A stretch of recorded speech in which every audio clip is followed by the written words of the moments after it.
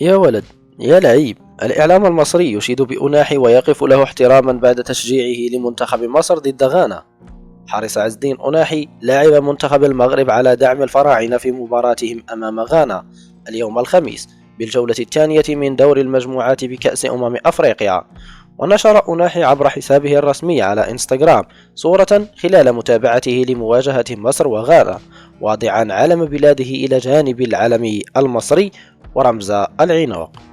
ويأتي دعم أناحي بعدما نسبت له تصريحات إعلامية قال فيها إن المنتخب المصري يتعمد إهدار الوقت خلال المباريات بعد التقدم في النتيجة خلال المباراة، حيث لا يقدم مباراة رائعة لكنه يعرف كيف يدير المواجهة التي يخوضها. كان منتخب مصر قد تعادل في الجولة الأولى بهدفين لمثلهما مع منتخب موزمبيق، فيما يتأخر حتى الآن بهدف دون رد في الشوط الأول بجانب خروج محمد صلاح للإصابة. وتعرض أناحي لانتقادات عبر مواقع التواصل الاجتماعي من الجماهير المصرية، خصوصا أن المنتخب المغربي لقى دعما كبيرا من المصريين خلال مونديال قطر الأخير. ووقفت العديد من المواقع الإلكترونية وصفقت للدولي المغربي عز الدين أناحي بعد نشره لستوري على منصة التواصل الاجتماعي عبر فيها عن حبه وتشجيعه لمنتخب مصر بعد الهجمة الإعلامية الشرسة التي تعرض لها قبل بداية كان الكوت ديفوار. العديد من المواقع الإلكترونية الشهيرة بمصر اعتبرت أن تشجيع أناحي لمنتخب مصر من غرفته بالفندق بالكوت ديفوار دليل على أن اللاعب لم يكن يعني بحركته الدالة عن البكاء بعد تسجيله الهدف ضد تنزانيا، والتي خلقت جدلا كبيرا الإساءة إلى مصر وإلى جماهيرها الكبيرة. وأضاف متتبعون أن تصريحات أناحي للإعلام الفرنسي حول منتخب مصر تم تأويلها لتأجيج مشاعر الجماهير بين البلدين الشقيقين والذين تربطهما روابط علاقة أخوية، وهو الأمر الذي أكده الركراكي في وقت لاحق. وأشار المهتمين بأن كلام أناحي عادي، وهو يعبر عن رأيه ويمني النفس في تتويج أسود الأطلس باللقب الأفريقي الذي تعطشت له الجماهير المغربية. ودافع وليد الركراكي مدرب المنتخب المغربي عن عز الدين أناحي فيما جرى تداوله بشأن إهانة اللاعب لمنتخب مصر. وقال الركراكي في تصريح لموقع الاتحاد المغربي لكرة القدم: دعوني أوضح مسألة في غاية الأهمية. لقد تابعت من يجتهدون في نشر الفتن، وقد أولوا حركة أناحي وهو يحتفل بهدفه في مرمى تنزانيا بكيفية اختاروا لها قالبا مشوشا، وأنه قصد بها الأشقاء في مصر.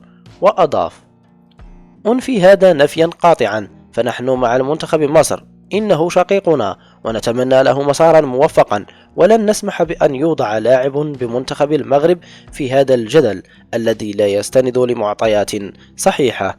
وتابع مدرب المغرب أناحي كان له تصريح قديم أسيء فهمه عن هوية أداء الفراعنة، وقد قصد أن المنتخب المصري يملك مفاتيح وأسرار الكان.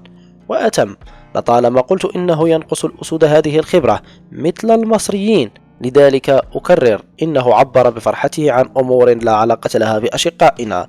وانتقد الدولي المغربي عز الدين أناحي طريقة لعب المنتخب المصري قبل يومين من انطلاق مسابقة كأس الأمم الأفريقية المقامة بالكوت ديفوار. وقال أناحي في تصريحات لصحيفة لا بروفانس الفرنسية: مصر التي فازت باللقب 7 مرات من قبل لا تقدم كرة قدم جميلة، ولكنه منتخب قادر على الهيمنة. وواصل: يمكنهم أن يسيطروا ويسجلوا هدفا من ركلة ثابتة ثم يسقط لاعب يمينا وآخر يسارا، وكفى، في إشارة إلى إهدار الوقت. وصرح اللاعب المصري مصطفى محمد لاعب المنتخب المصري ونادي نانت الفرنسي بشأن التصريحات الأخيرة للاعب منتخبنا الوطني عز الدين أناحي حول أداء الفراعنة في البطولات السبع التي فازوا بها. وفي مؤتمر صحفي قبل مباراة مصر مع الموزمبيق، أجاب مصطفى محمد على تصريحات عز الدين أناحي قائلا: لم أتابع ما قاله أناحي، وإذا كان قد قال ذلك فقد حققنا 7 بطولات، وأدعوه أن يقوم بنفس الإنجاز ويفوز بنفس العدد. وأضاف مهاجم منتخب مصر: بطولة إفريقيا هي بطولة للكبار، وهي بطولة صعبة نلعبها كل مباراة كأنها بطولة منفصلة بذاتها. وكان الإعلام المصري في وقت سابق قد شن حملة شرسة على نجم المنتخب المغربي عز الدين أناحي بعد تصريحه لوسائل الإعلام الفرنسية بكون مصر تعرف من أين تؤكل الكتف في المباريات وحين تتمكن من تسجيل الهدف.